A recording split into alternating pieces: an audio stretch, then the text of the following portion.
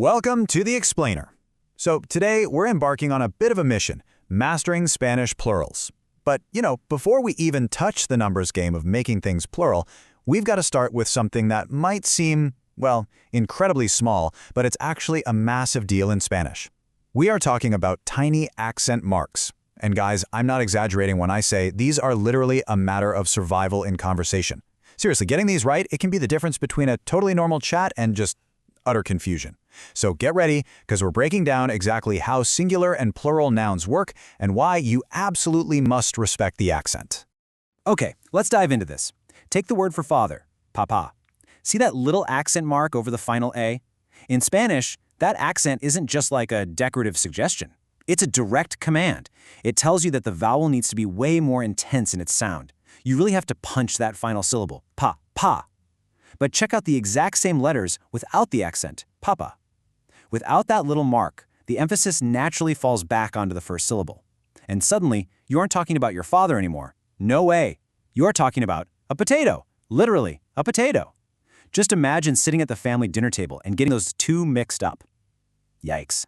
And honestly, if you thought the whole father-potato mix-up was bad, wait till you see this one. We have mama with the accent hitting that final ah.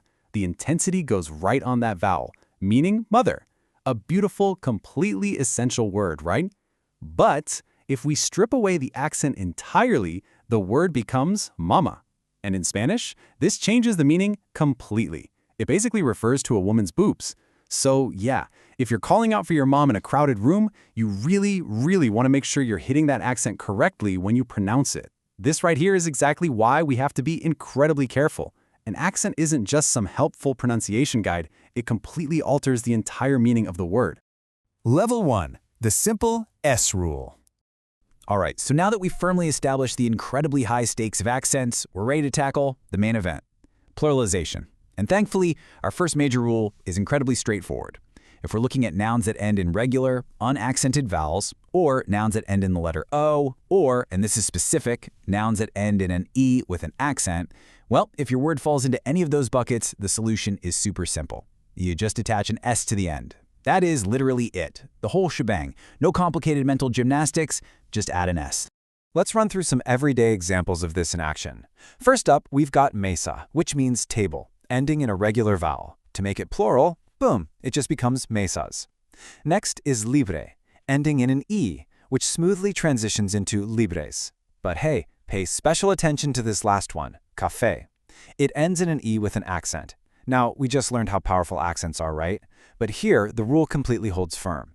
It keeps that powerful accent, the pronunciation stays super intense on that final syllable, but structurally, it just takes a simple S to become cafés.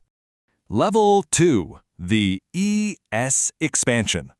Okay, so that was the easy part. But, languages always have layers, so we are leveling up. When is that simple S just not enough? Well, so the crucial point is, if a noun ends in a consonant, like literally any consonant, or if it ends in most of the other accented vowels, like an accented ah, o, or u, you can't just slap an S on there and call it a day. Instead, you must add the letters ES to make it plural. Think of it like a bridge. It just makes the word flow properly when you actually speak it out loud. Let's see how this actually transforms the rhythm of the words. Take papel, meaning paper. It ends in an L, which is obviously a consonant. So under our level 2 rule, we definitely don't say papels, we add the ES, and it smoothly becomes papeles. Do you hear how that extra syllable naturally changes the rhythm and bounce of the word? Papeles. The exact same thing happens with bamboo. It ends in a hard, accented U. To make it plural, we add the ES, giving us bambues. It just adds this really distinct phonetic step to the whole word. Now, what's really interesting here is circling back to those tricky words we started with. Remember papa and mama? They end in an accented A. According to the level 2 rule we literally just covered, accented vowels are supposed to take an ES, right? But look at how they actually pluralize. Papa just becomes papas. Mama becomes mamas. These two incredibly common words are just massive exceptions to the rule. Even though they end in an accented vowel, they stubbornly revert right back to the level 1 rule and only take an S. Actually, it's a fantastic reminder that everyday words often carve out their very own rules in a language. Level 3. Exceptions and oddities. All right, you are officially prepared for the edge cases. These are the shapeshifters of Spanish pluralization. They require just a tiny bit of memorization, but they are honestly so fascinating. Our first oddity involves the letter Y. Take the word rey, which means king. It ends in Y. In Spanish pluralization, words ending in Y stubbornly belong in the ES group. So notice how rey doesn't become race, it actually expands by adding the ES to become reyes. It's a pretty small group of words for sure, but they absolutely demand that extra syllable. And this brilliantly illustrates one of the most dynamic spelling changes in the whole language. Take the word pez, meaning fish. It ends in a Z. But when we move to make it plural, that Z completely vanishes, like poof. It physically turns into a C before we add the ES ending, giving us peces. This happens to Spanish words that end in Z. It's just this really elegant orthographic shift to maintain the correct soft sound before the letter E. So remember, Z becomes C, and then you add ES. Okay. After all those transformations, I really want to reassure you with the absolute easiest rule of the day: unchanging nouns. If a noun already ends in an S, but the word itself doesn't have an accent mark, like the words crisis or doses, they refuse to change at all. The singular is crisis. The plural is crisis.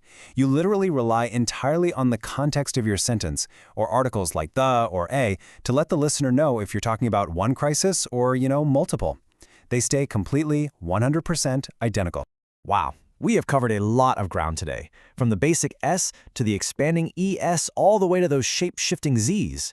But I want to leave you with this final thought. If one tiny, easily forgotten accent mark can change a potato into your father, or totally flip the meaning of the word for mother, what other Spanish words are out there hiding secret, alternate meanings just waiting for a misplaced accent? The Spanish language is rich, it's structured, and yeah, it is occasionally hilarious when we make mistakes. I really hope this explainer inspires you to keep practicing, keep paying attention to those vital details, and keep uncovering the secrets of the language. Thanks so much for joining me.